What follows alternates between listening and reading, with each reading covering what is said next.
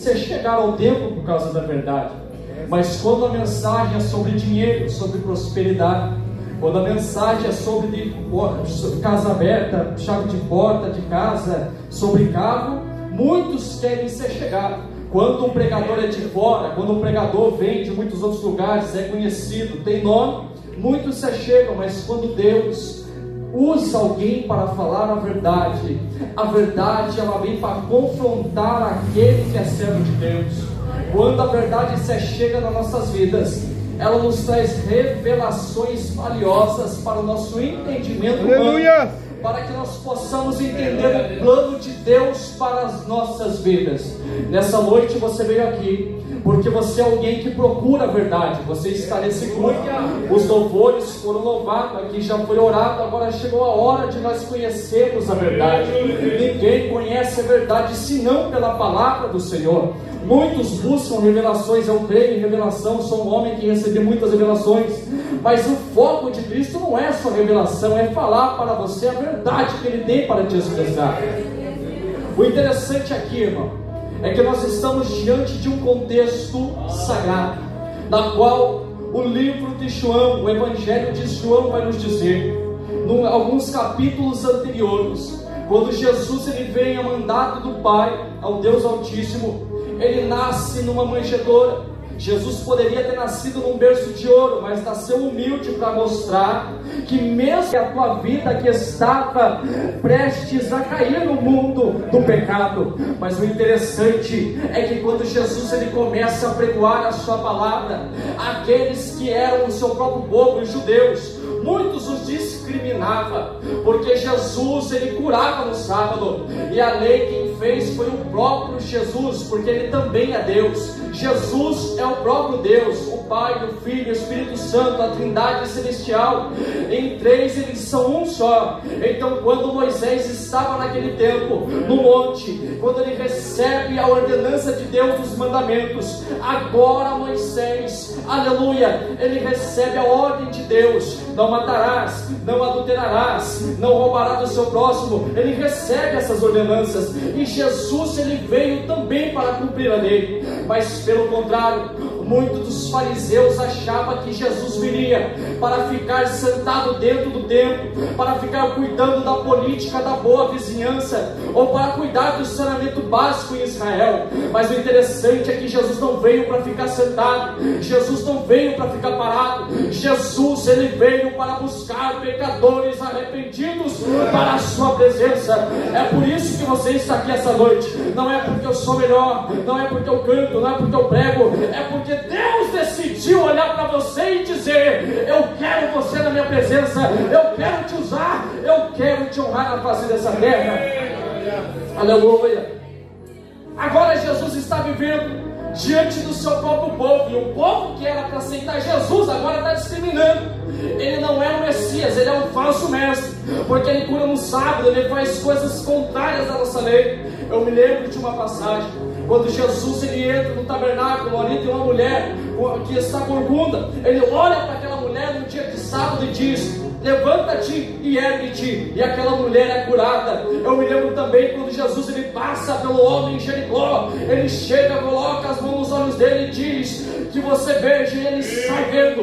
O interessante é que eu olho, quando ele passa no tanque de Betesda, ele deixa de ir na festa para ser chegada no tanque, olhar para o homem que estava paralítico há 38 anos e dizer: pega a tua cama e anda. Jesus não veio para ficar parado, Jesus veio para salvar pecadores arrependidos diante da sua graça. Aleluia! E a graça de Jesus, ela é interessante. Por quê, irmão? Porque a graça é de graça. Não é por méritos, não é porque eu mereço, não é porque eu faço, é porque a graça é de graça. É alguém que fez e pagou no meu lugar. No lugar onde era para mim ter ouvido, alguém chegou lá e disse: esse preço você não pode pagar, deixa comigo que eu vou pagar para você. Aleluia! É por isso que quando dá vontade de você parar, é por isso que quando dá vontade de você retroceder, a graça chega em você e diz: você não vai parar, porque o preço foi pago. Jesus morreu na cruz do Calvário para você persistir na presença de Deus. E o contexto da mensagem é todo esse. é Jesus fazendo a sua missão, fazendo aquilo na qual o Pai projetou na vida dele, e pessoas procurando Jesus para matá-lo. Mas o interessante é que agora eu chego no capítulo de número 8 de João, e vai nos falar sobre uma mulher adúltera. Como eu disse para vocês, Jesus ele veio para cumprir a lei, mas quando Jesus ele vai para o Monte das Oliveiras, agora Jesus retorna e fica no templo. Ali os fariseus já estavam perseguindo Jesus a ponto de querer matá-lo. Mas nós sabemos que Jesus ele não se preocupou com isso, porque quem tem promessa, Deus não deixa nem antes nem depois morrer antes que ela se cumpra. O interessante na vida de Jesus é que agora Jesus ele está ali tranquilo, desenhando na terra. Eu imagino Jesus num dia tranquilo, desenhando na terra ali tranquilo. Agora chegam os fariseus ali com a mulher, e eles olham para Jesus e diz: essa mulher foi pega no ato de adultério. Agora, essa mulher pela lei mosaica, a lei de Moisés, a lei manda que nós apedrejamos ela para que ela morra. A lei manda que essa mulher morra pelo seu próprio ato. A palavra de Deus diz que o pecado é o salário da morte. Agora, uma mulher, ela precisa pagar pelo seu pecado. Mas o interessante é que quando Jesus ele veio, ele não veio para julgar ninguém. Jesus veio para dar vida e vida com abundância.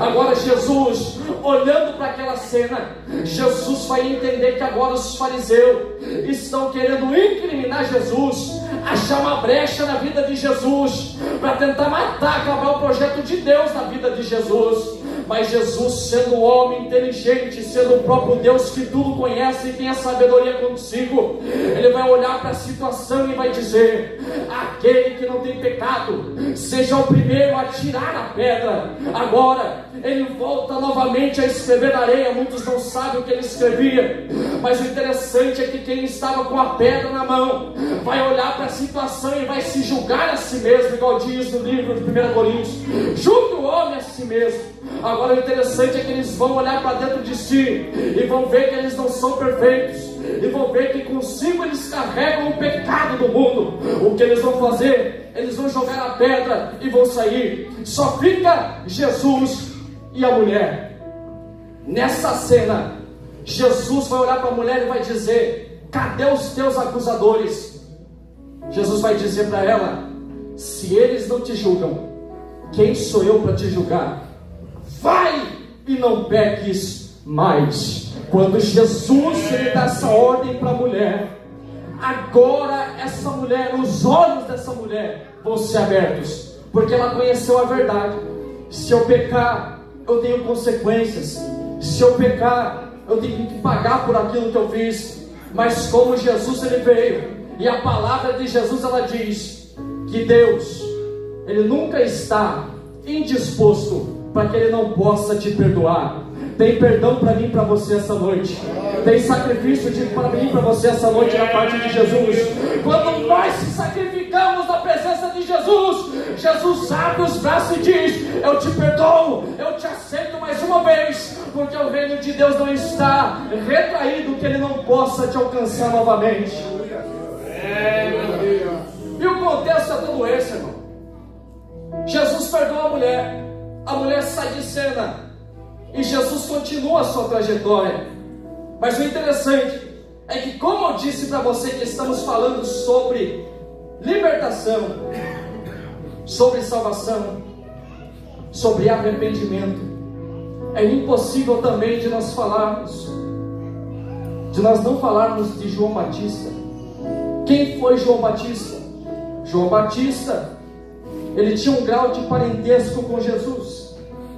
Primeira coisa, João, ele era primo de Jesus. João tinha uma afinidade tão grande com Jesus, a ponto de eles serem amigos. E o interessante é que quando Jesus ele veio, Jesus, como eu disse para vocês, ele não veio somente para ficar sentado. Ele teve que lidar com 3 tipos de crises. A primeira crise que Jesus teve que lidar foi com uma crise política, porque muitos ali, a sociedade romana e muitos dos israelitas não aceitavam o que eles faziam. A segunda crise é a crise social. porque muitos ali colocavam fardos maiores sobre os ombros dos camponeses, sobre dos ricos e sobre dos pobres, que nem eles mesmos conseguiam carregar. Aqui eu estou falando dos fariseus. E a terceira, religiosa, pois eles pregavam, mas não viviam o que pregavam. O interessante é que hoje o cenário não é diferente. Hoje nós vemos muitos que pregam, muitos que têm renome, muitos que têm nome, muitos que pregam para vir para esses lugares. Mas se você chamar para ir na tua casa, para levar uma palavra de consolo, ele não vai, porque ele quer reconhecimento. Aleluia. Se você chamar para vir num culto como esse, onde tem aqui no mínimo umas 20 pessoas, ele não vem, porque ele quer público, ele quer auditório, ele quer aparecer, ele quer dinheiro, ele quer fama. Mas cadê a presença do Espírito Santo? O que adianta ganhar o mundo inteiro e perder a sua própria alma? Muitos hoje estão correndo atrás de coisas infutáveis, na qual quando nós morremos tudo vai ficar. Mas a alma, ela tem um destino, na qual é o destino que a tua alma vai essa noite. Pergunta para quem está do lado, olha para o voz do profeta e fala: para onde vai a tua alma? Hoje muitos pegam, presbítero Valcinei, prosperidade. Muitos hoje querem a porta aberta, mas quando se fala de inferno e renúncia, só vem quem está preparado para ouvir. Porque quem está preparado para ouvir não tem vergonha de ouvir, porque ele se conhece e Deus conhece a vida dele. Agora aquele que não gosta de ouvir é sinal que tem algo errado. Eita glória! Mas se você vem essa noite, meu irmão, não se preocupa não. Deus fala comigo e com você, porque Ele ama eu e você. Aleluia! Sabe o que é interessante, irmão? É que tudo acontece. Jesus, ele caminha. Jesus, ele tem que lidar com crises. Mas antes dele começar a sua trajetória e o seu ministério, Deus vai preparar alguém chamado João Batista. João Batista, ele relata a vida de Jesus. E ele tinha 3 conexões com Jesus. Eu disse para você, a primeira era familiar, eles eram primos. A segunda era ministerial, porque Jesus preparou o caminho para o Cristo. E a terceira, espiritual. João era servo de Jesus, pois João preparou o caminho para o Cristo se chegar. A expressão aqui, preparar o caminho, é tirar os tropeços, é tirar tudo aquilo que impede eu e você de se chegarmos na presença de Deus. Era como se Deus olhasse para João Batista e dissesse: eu vou mandar o meu filho, mas João, prepara o caminho, porque quando o povo se chegar, eu curo. Quando o povo se chegar, eu batizo. Quando o povo se chegar, eu renovo. Quando o povo se chegar, eu faço a minha boa obra acontecer. Porque a palavra de Deus diz: não tem nada que impeça o trabalho de Deus sobre a minha e a tua vida. Quem crê nessa noite? Você não veio aqui à toa, irmão. Você não veio aqui para perder tempo num dia de frio como esse. Podia estar no sofá deitado, comendo pipoca, assistindo um filme. Mas o Deus tocou no teu coração e disse: vai cultuar, vai para a igreja, porque é lá que eu vou responder a tua oração.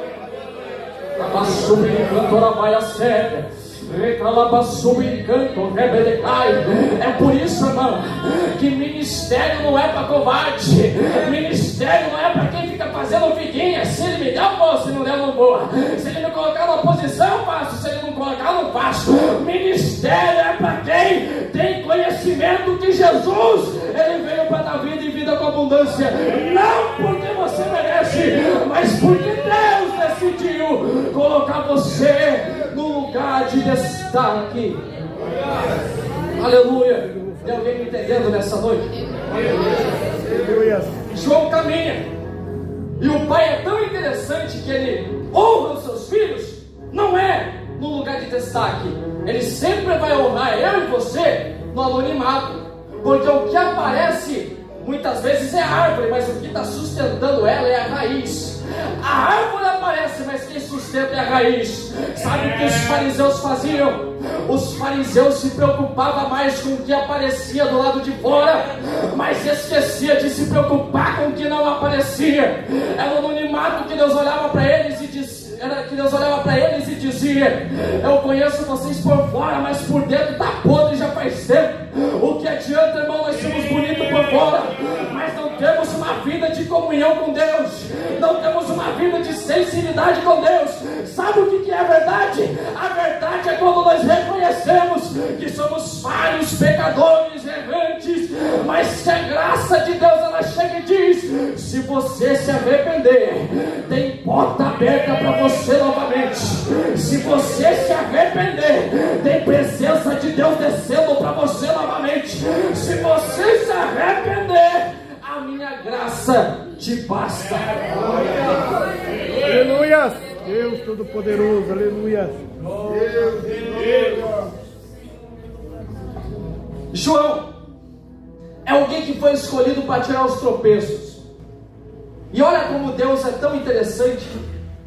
É que Ele usa João, um homem humilde de coração, para ser colocado no deserto. João, quando vai para o deserto, ele vai para se cumprir o que estava escrito em Isaías 40, versículo de número 3. A voz do que clama no deserto. Deus precisava colocar alguém que clamasse no deserto. Deus precisava de alguém que não ligasse para o ambiente, para clamar no meio do deserto. E o contexto é tudo esse. Eu olho para a história e eu vejo que João, ele não reclamou do cenário que Deus colocou ele, porque hoje muitos querem fazer, mas querem ganhar algo em troca. Mas naquele tempo quem fazia não ganhava nada, porque tudo é para Ele, a glória é para Ele, o louvor é para Ele, a adoração é para Ele, o teu culto nessa noite é para Ele. Se você veio aqui nessa noite, você não veio por causa do pregador, por causa do pastor, por causa do pastor Valcinei, por causa do Fidesz. Não, você veio essa noite porque você tem um compromisso com Deus. Se você tem um compromisso com Deus, abre a tua boca agora e clama a Ele. O culto nessa noite é para Ele. Ora vai a cega, suplicando na bacala vai. Aleluia! Tem muitos lugares, irmão, em que os templos estão cheios, mas a presença de Deus não se achega mais.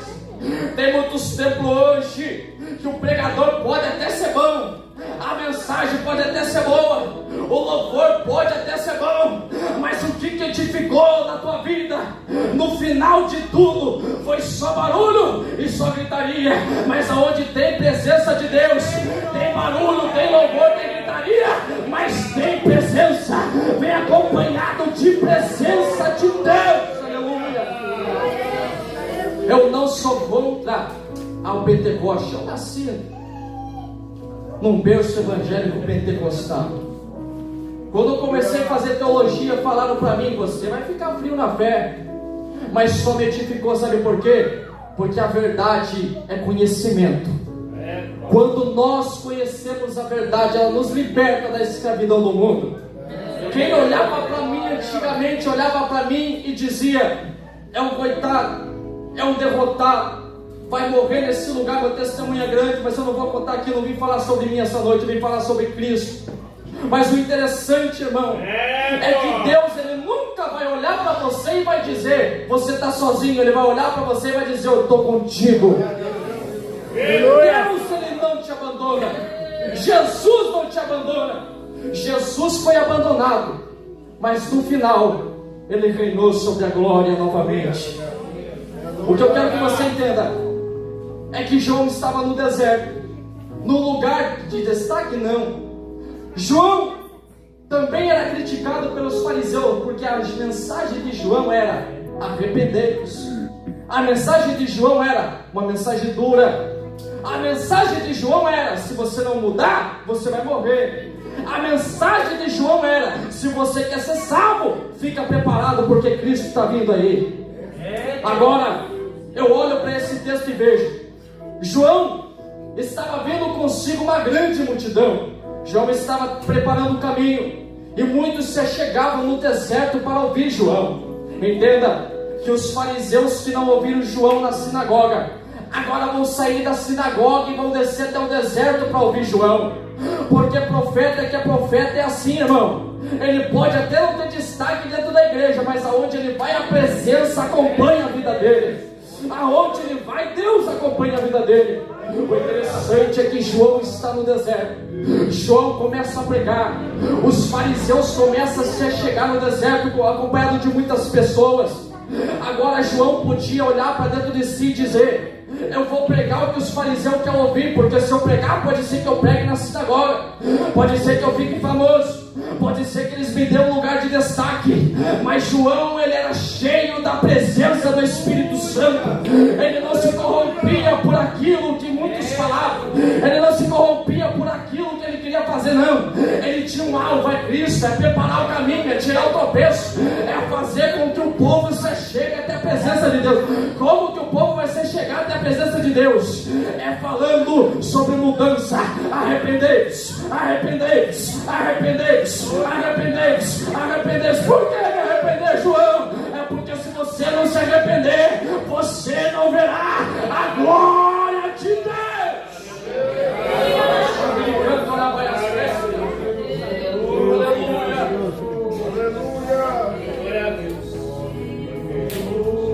Tem arrependido aqui essa noite? Todos nós pecamos, irmão. Ninguém é super crente, não. Porque muitos olham lá fora: olha ele lá, é super crente, não erra, não peca, nós somos todos falhos. A Bíblia diz: aquele que diz que não tem pecado, já pecou, já mentiu. O único que não teve pecado se chama Jesus Cristo. Então faça igual Jesus. Não julga quem caiu, estende a mão para ele levantar.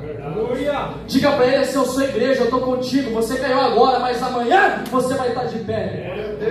O que a igreja nos últimos tempos tem feito foi julgar e esquecer de estender a mão. Jesus, que podia julgar, podia ter julgado, podia, mas não julgou. Então quem somos nós para julgar alguém na face da terra? Mas a palavra do Senhor nos diz essa noite: arrependei-vos, porque é chegada a hora. João então está pregando no deserto, entenda isso. João está pregando e junto com ele vai se chegando muitas pessoas de renome, os fariseus, escribas, muitos se chegam ali no deserto, porque João estava pregando e a mensagem de João estava sendo preparada, estava dando ibope. Mas João não mudou a mensagem por credibilidade. Ele podia ter mudado a mensagem para credibilizar eles. Se eu mudar a mensagem, eles vão gostar e vão me colocar lá dentro. Mas não.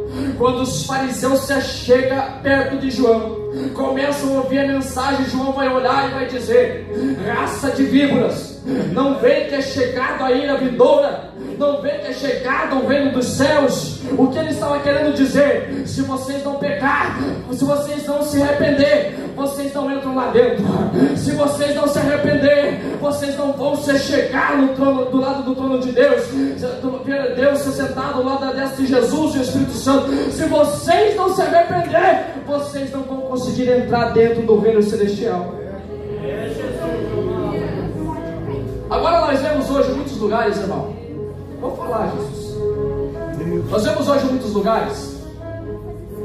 Tem mensagens fortes, mas não tem mais arrepender-se. A maior mensagem da Bíblia é essa: arrependimento. Aleluia.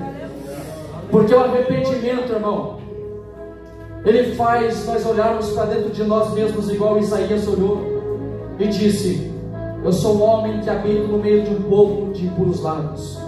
Eu sou um homem de impuros lábios que habito no meio de um povo de impuros lábios. Quando ele reconhece que ele é um homem impuro pelo seu próprio testemunho, Deus abre os olhos dele para ver a glória de Deus. Porque se tem crente arrependido, tem mudança. Se tem crente arrependido, Deus troca as vestes. Se tem crente arrependido, Deus levanta. Se tem crente arrependido, Deus honra. Deus vai honrar você. Deus vai honrar a tua casa.